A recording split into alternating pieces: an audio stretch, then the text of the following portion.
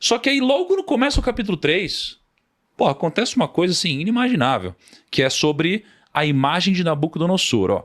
O rei Nabucodonosor fez uma imagem de ouro de 27 metros de altura e 2,60 metros de largura, e a ergueu na planície de Dura, na província da Babilônia.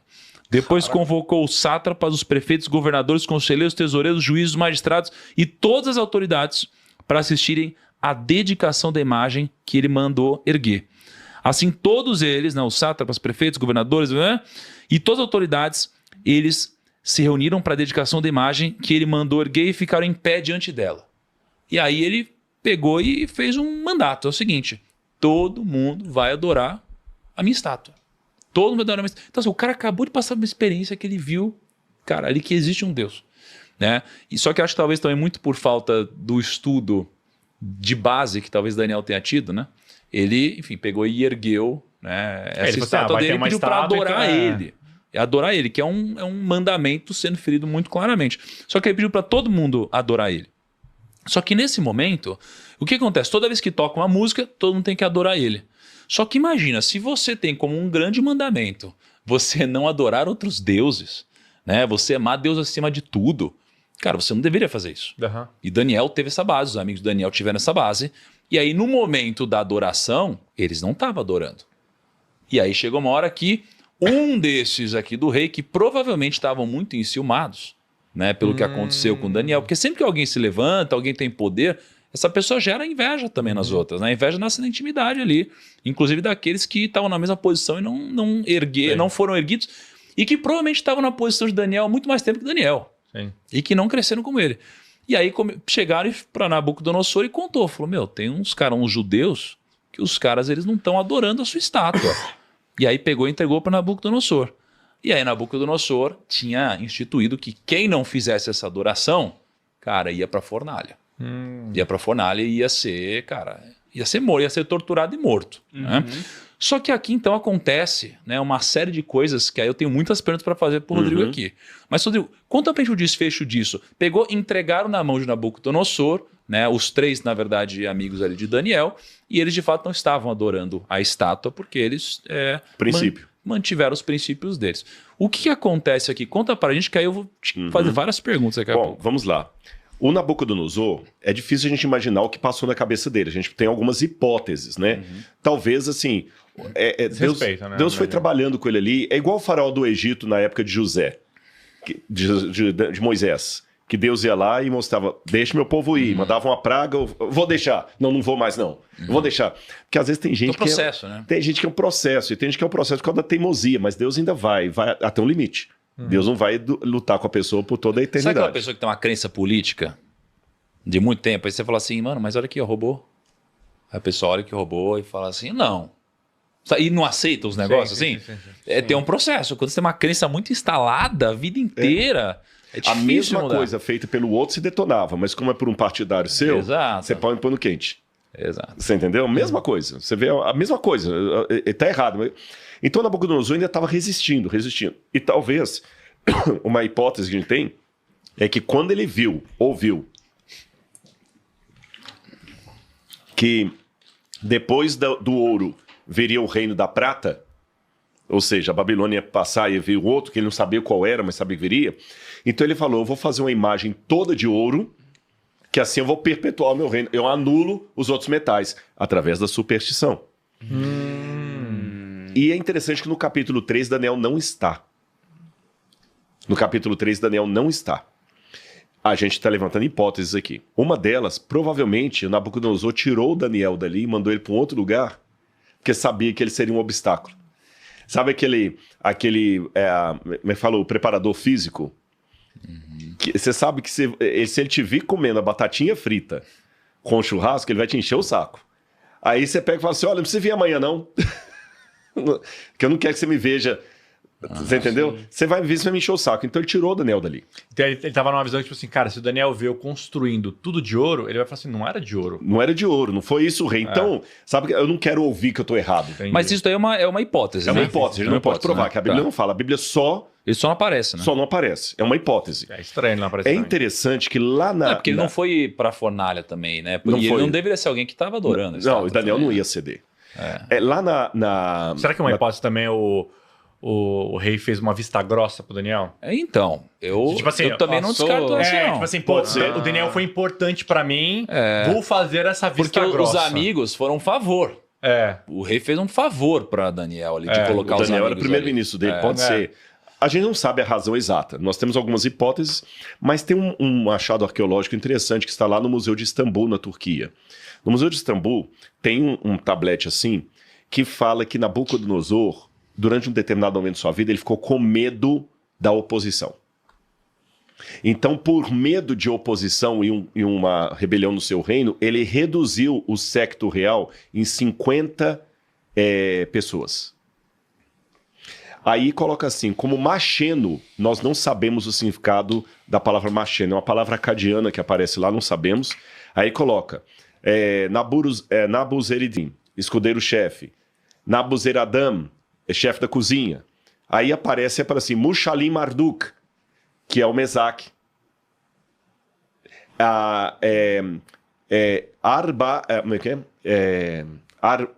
Arbu Nebo, que é o Ebednego. Ardinabu, que é o Ebednego.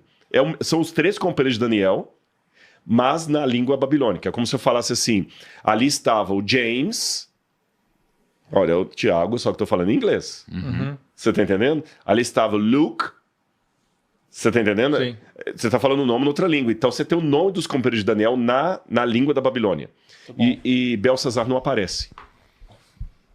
Nesse tablete não aparece. Então, de alguma maneira, isso aumenta a suspeita que o Daniel não estava na capital. Por isso que eu trabalho mais com a ideia que Daniel foi enviado para outro lugar e não que Daniel estava ali, que ele fez a vista grossa. Porque nessa lista, que provavelmente aconteceu durante esse período, não aparece o nome de Daniel. Aí, ele ergue uma... Na verdade, eu tenho comigo que não seria bem uma estátua. Seria uma imagem, um obelisco. Porque a medição dela é muito quadrada. São 30 metros por 3. É quase que 60 por 3, né? 2,70. Então, 27 por 27 por 2,5, 2,5. É tipo um paredão com uma imagem. Exatamente, porque veja bem, se for uma estátua, ela é muito fininha e muito alta. Então parece mais um obelisco com alguma imagem de ouro dele ali. Até mesmo quando falou estátua, eu fiquei pensando, tipo, cara, se eu pra hoje em dia subir uma estátua tão alta assim, ia um grau de complexidade, ia demorar muito tempo, e não parece que passou muito tempo. Mas um obelisco... Pra levantar uma parede é mais rápido. Mas um obelisco como os egípcios tinham já é mais fácil. Então provavelmente foi um obelisco. Tanto é que a palavra hebraica tsela, se eu não me engano, em aramaico, significa imagem. Aí, olha o que acontece. Aqui tem um ponto interessante no livro, que é o humor com o qual eles lidavam com a adversidade. Hoje, você sabe que a piada, o humor, ela muda de cultura para cultura. Sim. Um stand-up americano, mesmo que você entenda o que o cara falou, dificilmente você vai rir. Porque são trocadilhos próprios daquela cultura e tudo mais. Como era o humor nos tempos bíblicos? Era o exagero. O exagero era uma coisa que fazia as pessoas rirem. Quando Jesus falou o seguinte, é mais fácil passar um camelo no fundo de uma agulha do que um rico entrar no céu, isso é uma fala bem humorada. Você acha que as pessoas rachavam o bico? Quando Jesus falava isso, as pessoas morriam de rir, assim? Imagina. Jesus falou assim, é mais fácil isso. Só que não era um stand-up. É que a relação deles com o humor é diferente do nosso. O humor pra gente é entretenimento. Pra eles, o humor era uma maneira de chamar a sua atenção pra uma coisa importante. Sim. Você entendeu? Por exemplo, a jumenta que fala com Balaão, aquilo é engraçado, mas é um engraçado que te chama... E realmente, se você está dando uma palestra para um auditório e você joga uma piadinha ali que o auditório ri, você pode olhar que você desarma. Se você chega a um lugar que a pessoa está assim... Eu já fiz isso em um auditório, às vezes... Você vai falar, a pessoa está te ouvindo assim, ó. Aí você começa com uma piadinha, aí você vê que o camarada... Ele já ri, já muda, ele já coloca a postura diferente. Aqui é uma maneira humorada de falar da tentativa do rei. Olha como é que fala. Eu vou ler para vocês, olha como é que ele faz de propósito. Nabucodonosor mandou reunir os sátrapas, os prefeitos, os governadores, os juízes, os tesoureiros, os magistrados, os conselheiros e todos os oficiais para que viessem à cerimônia do rei. Então o rei reuniu os sátrapas, os prefeitos, os governadores, os juízes, os tesoureiros, os magistrados, os conselheiros e todos da província para que viesse a imagem do rei Nabucodonosor. Então o arauto proclamou em alta voz: no momento em que ouvirem o som da trombeta, da flauta, da cítara, da arca, da lira, da gaita de flauta e todo instrumento, se prostrem diante do rei. Assim, quando ouviram o som da trombeta, da flauta, da harpa, harpa, da lira, do saltério, todo tipo de música, as pessoas se prostraram. Aí o rei pergunta, né? O senhor, ó rei, não declarou um decreto ordenando que todo homem que ouvisse o som da trombeta, da flauta, da harpa, da cítara, da lira, da gaita de fole, de todo tipo de música se prostrasse? Essas repetições incessantes de vários elementos ao longo de todo o capítulo, não é porque o cara era engraçado. É uma maneira cômica, é o exagero. Não precisa repetir toda a lista de coisas. Você fala instrumentos. É uma maneira de falar que o rei estava desesperadamente fazer 3 jovens de caráter vender os seus princípios e não conseguia. Você entendeu? Aí então, todos deveriam prostrar.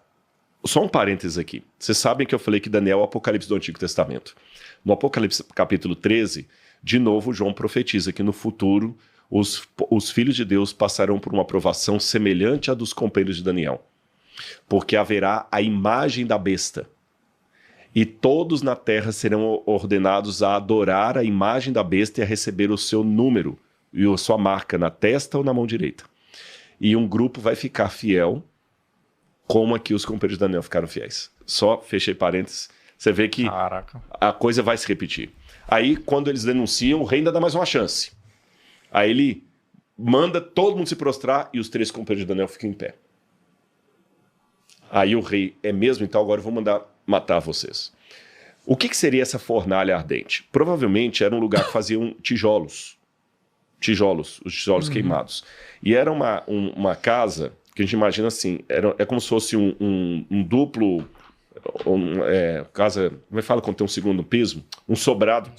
Como se fosse um sobrado, sem o piso do meio. Imagina uma casa, então, de 6 metros de altura, vazada com um mezanino, tá bom? Ela tinha uma escada pelo lado de fora aqui e uma abertura aqui em cima. E aqui embaixo tinha outra abertura. Nessa abertura, o pessoal entrava e colocava os tijolos empilhados. Botava fogo. Aí botava fogo. E por essa abertura de cima, eles controlavam a temperatura e a vazão de oxigênio para que o fogo durasse. Então, o rei mandou acender 7 vezes mais a fornalha. E aí os homens subiram por essa abertura aqui e jogaram os companheiros de Daniel daqui de cima. E o rei colocou o trono dele lá para que ele pudesse ver o que estava acontecendo lá dentro. Só que aí acontece o milagre de Deus que eu vou deixar você contar. Cara, vamos ler que é melhor essa parte aqui. É muito interessante. Aqui, ó.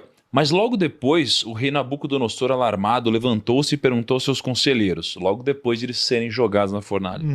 Não foram 3 os homens amarrados que nós atiramos no fogo?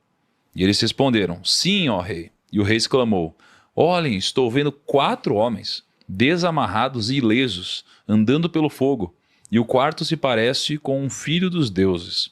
Então Nabucodonosor aproximou-se da entrada da fornalha em chamas e gritou, Sadraque, Mesaque e Abednego, servos do Deus Altíssimo, saiam, venham aqui. Então, assim, aliás, conta antes ele já chama aqui... agora Deus Altíssimo. Deus Altíssimo. Então ele já aprendeu alguma coisa sobre esse Deus. Só que conta também antes aqui que quem jogou eles na fornalha morreu também, né? Queimado, né? Exatamente. Porque quando deu uma labareda de fogo e lambeu aqueles camaradas, eles acabaram pegando. E aí, olha que louco, cara. E aí onde eu comecei a te fazer as perguntas, né? Eu tava agora discutindo com a Maíra no carro sobre interpretar essa passagem. Jogou os caras no fogo, os caras não morreram. Jogou os caras no fogo. Quem jogou eles no fogo morreu. Realmente estava muito quente, labareda, morreu. Eles não morreram, e aí tinha 4 lá, que um seria aqui o anjo.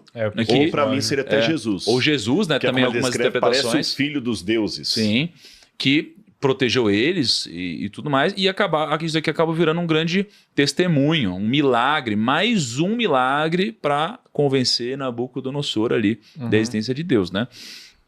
E aí, enfim, aí começam então as minhas reflexões que eu vou te perguntar. Ninguém sobrevive a fogo. Assim, ninguém sobrevive. Não. Então, assim, e aí eu comecei, isso daqui aconteceu? Isso daqui foi uma metáfora? Será que foi mais ou menos assim? Porque tem muitas partes na Bíblia que de fato, por exemplo, em Atos, eu estava discutindo sobre isso um dia desses, em Atos, você teve lá o casal, que ele foi lá, falou que fez lá o dízimo, não fez, morreu. Aí chegou a esposa e pegou e falou, morreu. Aí você fala assim, cara, aconteceu? Aí pode acontecer ou não, porque por um lado você pode ter, pela interpretação da época de como no Antigo Testamento as pessoas olhavam para Deus, que Deus é o mesmo, né? Mas a interpretação de como eles enxergavam Deus está refletida na Bíblia ali. Então Deus não mudou, porém as pessoas mudam. Parece às vezes que Deus não fez isso, morreu. Né? E o Deus do Novo Testamento não é bem assim. Sim. Então eu comecei a pensar o seguinte, cara, às vezes, né, quando você vê em Daniel, quando ele mantém os princípios dele e aí uma coisa boa acontece, não necessariamente foi algo tão direto. Às vezes é uma relação simples de, cara, eu respeitei um princípio. E quando eu respeito o princípio, existe uma coisa boa que acontece. E não necessariamente essa história toda é contada na Bíblia, mas numa simplificação, para que a gente entenda, às vezes é um cumprimento de um princípio, né? Então aqui, eu não sei se de fato foi assim. Porém, eu comecei a discutir sobre os vídeos de TikTok que existem. Você pega lá, igual o que estava falando, tem um acidente, plá, era para morrer. Aí você fala, sobreviveu, você fala, milagre. Sai inteirinho. Era para morrer, pô. É certeza que era para morrer. Bate a 300 por hora, é para morrer. Não tem como. Tipo assim, tinha 2% de chance de sobreviver. Aí sobrevive sem nenhum arranhão. Sabe assim? Então você fala assim, era para morrer. Então é um milagre também. Então eu falo, não, mas pera, mas ainda acontecem milagres. Né? Então tem um pouco dessa dúvida. De fato, como que a gente deve interpretar essa passagem? No sentido literal da coisa? Eu interpreto no sentido literal. Eu sei que há teólogos que pensam diferente de mim.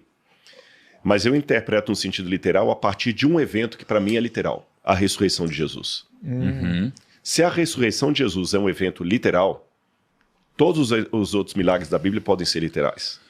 Mas isso que você falou, mas é o ponto. Eles podem ser literais. Podem ser literais. Porque a gente sabe que tem coisas que são metafóricas. Exatamente. E tem coisas que são literais. Exatamente. Né? Mas a gente consegue na Bíblia perceber o que é metafórico, o que é literal. Uhum. Pelo próprio estilo. Quando Jesus está contando, por exemplo, a parábola do rico e Lázaro, eu vejo que é metafórico. Sim. Mas para mim, isso também é literal, tá? Uhum. É só o ponto de que alguém pode questionar. Vamos colocar o seguinte. Pode parecer fantástico demais. Né? Porque tem cristão que fala assim, cara, eu não acredito nisso. Mas é cristão. Mas para esses eu respondo assim, tá. Eu lembro que uma vez, quando eu estava fazendo um mestrado, estudando com os jesuítas, eu estudei numa escola que era mais racionalista. E eles achavam que o milagre do Mar Vermelho era apenas uma alegoria, que não houve o milagre do Mar Vermelho. Aí eu lembro que eu levantei a mão, era o professor Beto Lepagnier. E eu perguntei, professor, Maria era virgem quando deu à luz a Jesus? Imagina, toda a sala católica, o único adventista lá. O padre, lógico, vocês protestantes... Não, eu só estou fazendo uma pergunta. Eu também creio que Maria era virgem quando ela deu à luz a Jesus. A única questão que eu queria perguntar para o senhor é qual é o critério.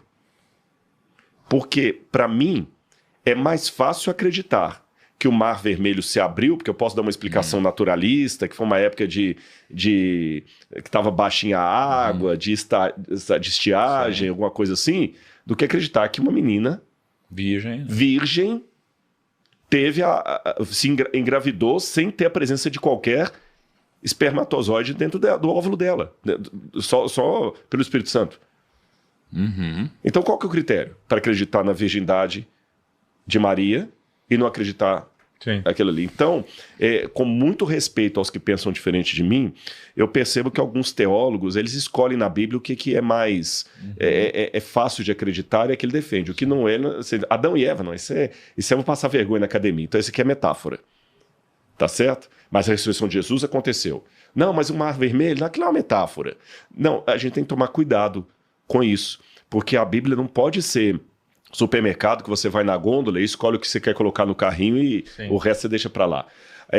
Tem um pregador muito famoso, Leonard Ravenhill, que ele dizia, a Bíblia é absoluta ou obsoleta. Você pega o todo ou não pega nada. Então, para mim, o milagre de Daniel é tão histórico como a virgindade de Maria e como a ressurreição de Jesus. E não adianta eu tentar usar a explicação racional, nenhum ginecologista cristão vai conseguir me explicar como é que Maria se formou no ventre de Maria. Perdão, como é que Jesus se formou no ventre de Maria. O máximo que eu posso dizer é, por um milagre inexplicável de Deus, o Espírito Santo veio sobre Maria e ela engravidou sem a presença, sem contato com qualquer espermatozoide masculino. Por um poder de Deus. E ela era virgem e assim Jesus nasceu.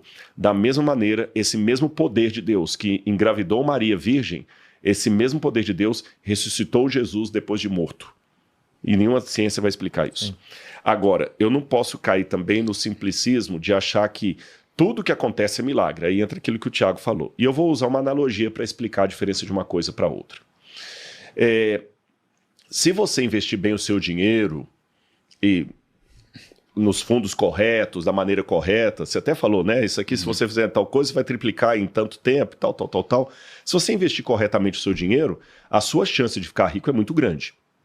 Concorda comigo? Eu concordo. E só um pequeno parênteses. Na Bíblia, muitas vezes, o que eu interpreto, não nesse caso da fornalha, mas em outros casos, assim, ó. Vamos supor que tá falando do Tiago investindo, tá? O Tiago, e eu tô registrado aqui na Bíblia, tá? O Tiago, ele começou a investir. Ele foi fiel a Deus. E ele em muito prosperou. Eu poderia dizer que o que é ser fiel a Deus? Cara, eu respeitei os princípios de Deus e os princípios que estão em provérbios, etc. E como eu investi dessa forma, cara, eu multipliquei minha grana, um monte de crise acertei e tal, e eu ganhei muito dinheiro. E tá certo. Só que na interpretação de hoje, isso daqui é válido para mim. Só que tem gente que fala, não, então foi um milagre, foi Deus que fez isso para ele, que é essa discussão que a gente está tendo agora. Que acho que nem sempre é só um milagre. Exatamente. Né? Eu vou dar essa analogia e vou entrar nesse ponto que você colocou, se você me permite. Então, se o camarada fizer direitinho, ele vai ganhar dinheiro, vai ficar rico. Mas o Zé da esquina ali, que também não segue zero dos seus conselhos, ele vai jogar na Mega Sena e ele vai ganhar 70 milhões de reais da noite pro dia. O que o camarada ganhou 70 milhões investindo correto na Bolsa de Valor, ganhou investindo na Mega Sena. O primeiro ganhou 70 milhões como resultado esperado do jeito inteligente de aplicar dinheiro. O outro por uma mera coincidência estatística. Ele escolheu os números, jogou e ganhou. Os dois tiveram o mesmo resultado. Um por coincidência, o outro por resultado. Correto? Então haverá na vida coisas que vão acontecer como resultado de algo esperado e coisas que vão ser meras coincidências. Aí como é que Deus trabalha em tudo isso aí? A coisa não é tanto preto no branco. Haverá situações em que o milagre de Deus, aí agora eu estou entrando no seu comentário, será a bênção de Deus sobre o que você fez corretamente. Até o próprio servo sofredor, ele verá o fruto do penoso trabalho da sua alma e ficará satisfeito. Esse é o caminho, andai por ele. Lá tem as bênçãos que Deus deu em Deuteronômio, né? Acho que é Deuteronômio 21. Se fores fiel, vai acontecer isso para você, Israel. Se fores fiel... Então existe um milagre que é a bênção do resultado. Existe um milagre que é aquilo que está acima do que você fez. Que você fala assim, não, realmente eu me esforcei, mas isso aqui é de Deus. Deus coloca. E existe, às vezes, o milagre da não bênção. Esse é o meu probleminha com a teologia da prosperidade. É que a teologia da prosperidade prerroga que todo mundo que for fiel e determinado, Deus vai dar riqueza. E não é bem assim. E todo mundo que não tem riqueza é porque Deus não abençoou. Você mesmo colocou no início aí, quando a gente está falando da aprovação de Daniel. Às vezes a gente não está vendo, mas Deus está tirando uma coisa, porque Deus sabe que se você tiver aquilo, você não vai fazer uso do bem. E se você for olhar, Paulo, para mim, foi o pior exemplo da teologia da prosperidade, porque Paulo só se deu mal. Paulo perdeu os cargos dele, ficou muito em fundo de navio e terminou guilhotinado. Então Paulo não prosperou, Paulo não foi um servo de Deus fiel, não. Paulo foi o maior representante de Cristo do Novo Testamento. Para mim, até maior que Pedro, porque 70% do Novo Testamento foi Paulo que escreveu. E Paulo, desculpa a expressão, só se ferrou na vida, do ponto de vista humano. Um camarada que estava na elite de Jerusalém, depois é preso, vive de cadeia em cadeia, sendo expulso de uma cidade e tal, humilhado, um cara que só comia caviar, agora estava comendo o resto de comida lá, não sei o que, e terminar na prisão uma vertina em Roma. Cadê a prosperidade desse cara? Mas se eu falar também que só todo mundo que se lasca está com Deus, o que eu faço com Salomão que prosperou? O que eu faço com José do Egito que prosperou? O que eu faço com o próprio Daniel que prosperou? Então, o segredo da crença, da fé genuína, é aquela: pedir a Deus sabendo o que Ele pode fazer e continuar fiel a Ele mesmo que Ele não atenda. Deus livrou Jesus do rei Herodes quando ele era pequenininho, mandando um anjo para tirar José, para avisar José para tirar Jesus de Belém. Mas Deus não mandou um anjo para livrar Jesus de Pilatos. O próprio Jesus é um exemplo. Cadê o anjo que livrou ele do rei Herodes quando era criancinha, mas não livrou do Calvário quando ele era adulto? Cadê o anjo que livrou Paulo e Silas da prisão, mas não livrou Paulo na hora da decapitação? Então, quer o anjo ver me livrar, quer não, Deus é Deus. Quer ele me dê prosperidade, quer não, Deus é Deus. O que eu tenho que ter a consciência é que a minha derrota ou a minha vitória não veio pelo mérito próprio. Vem por dádiva dele, mesmo que eu cumpra as coisas corretas. E eu vou fazer o que é correto, não apenas esperando o resultado, mas é porque é correto. Eu vou trabalhar corretamente o meu dinheiro, não só esperando ficar rico, é porque esse é o correto. Você entendeu? Sim. É essa que é a questão. E só para fechar aqui o meu comentário, muitas vezes a gente pensa assim, parece que a Bíblia, aí tem um ponto que você falou que é importante, Tiago, a Bíblia às vezes ela resume em 5 versículos 20 anos. Ou mais. Né? Ou mais. Então a impressão que dava é que todo dia o pessoal abria a porta, já acontecia um milagre. Fechou a janela, acontecia outro milagre. Não era bem assim, não. Às vezes um milagre acontecia, um aqui, outro lá na frente, e com um intervalo de nenhum milagre. Mas como os dois são contados muito próximos, parece que é uma coisa... E hoje não acontece isso? Claro que acontece. Posso dar exemplo. Um belo dia, estava um parlamentar lá na Turquia, declarando morte aos judeus. Vamos acabar com Israel, acabar com esse povo. E morreu lá falando na hora. Um cético pode falar, é coincidência. Eu posso falar, não, foi a mão de Deus sobre ele. Como a mão de Deus caiu sobre Herodes também, quando ele estava em Cesareia Marítima lá, que ele começou a falar, e daqui a pouquinho um anjo de Deus e o matou. Agora alguém pode perguntar, por que Deus então atacou esse camarada na Turquia, mas não atacou o líder do Hamas antes que ele matasse tanta gente? Essa que é a dimensão do milagre. Se Deus curar todo mundo, a gente não vai querer a volta de Jesus, aquela pedra que vem na estátua.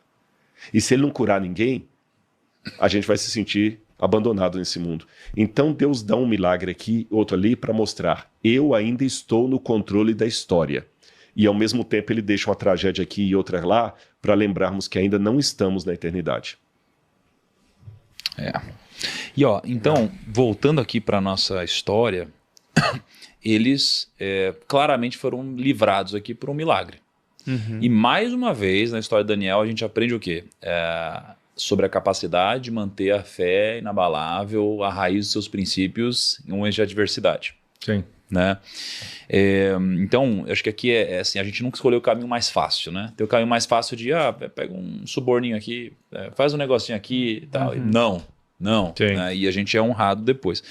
E aí, o Nabucodonosor, ele ficou muito espantado com o que aconteceu, né? Forno 1000 graus. Ali. E aí finaliza o capítulo assim, disse então Nabucodonosor, louvado seja o Deus de Sadraque, Mesaque e Abdinego, que enviou o seu anjo e livrou seus servos. Eles confiaram nele, desafiaram a ordem do rei, preferindo abrir mão de sua vida a prestar culto e adorar a outro Deus que não fosse seu próprio Deus. Por isso eu decreto que todo homem de qualquer povo, nação e língua que disser alguma coisa contra o Deus de Sadraque, Mesaque e Abdinego seja despedaçado e sua casa seja transformada em monte de entulho, pois nenhum outro Deus é capaz de livrar alguém dessa maneira. Então o rei promoveu Sadraque, Mesaque e Abdinego na província da Babilônia.